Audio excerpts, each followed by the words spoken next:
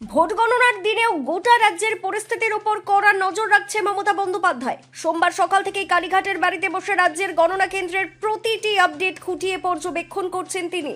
কোথাও গণনা শুরু হতে দেরি, কোথাও প্রযুক্তিগত সমস্যার খবর, সবকিছুরই নিয়মিত আপডেট নিচ্ছেন তৃণমূল সুপ্রিমো। অন্যদিকে কালীঘাটের ওয়ার রুমে বসে গণনার পরিস্থিতির ওপর নজর রাখছেন দলের সর্বভারতীয় সাধারণ সম্পাদক অভিষেক বন্দ্যোপাধ্যায়। দলীয় সূত্রে জানা গেছে, প্রতিটি গণনা কেন্দ্র থেকে সরাসরি তথ্য সংগ্রহ করে দ্রুত সিদ্ধান্ত নেওয়ার জন্য বিশেষ টিমও সক্রিয় রয়েছে। রাজ্যের গুরুত্বপূর্ণ এই গণনা দিনে তৃণমূল নেতৃত্বের এই কড়া নজরদারি রাজনৈতিক মহলে বিশেষ তাৎপর্যপূর্ণ বলে মনে করা হচ্ছে।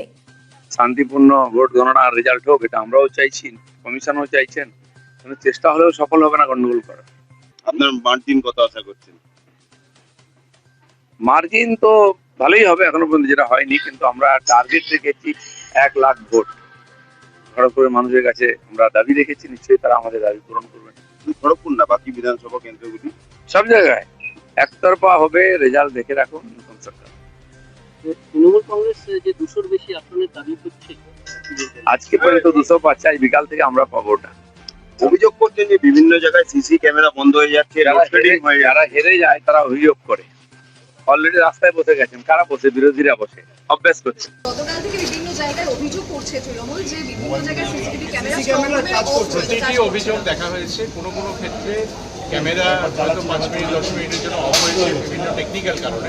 যেমন এক জায়গায় আমি দেখলাম যে ওই স্লিপ মোডে চলে গেছে, সঙ্গে সঙ্গেই প্রায় সঙ্গে সঙ্গেই রিটার্নিং অফিসার ওখানে পৌঁছে ওটা রিসেট করে। স্যার, বিজয় মিছিল নিয়ে কিছু ডিসাইড হয়েছে স্যার? হ্যাঁ, বিজয় মিছিল নিয়ে কিছু ডিসাইড হয়েছে স্যার? আজকে কোনো বিজয় মিছিল করা যাবে।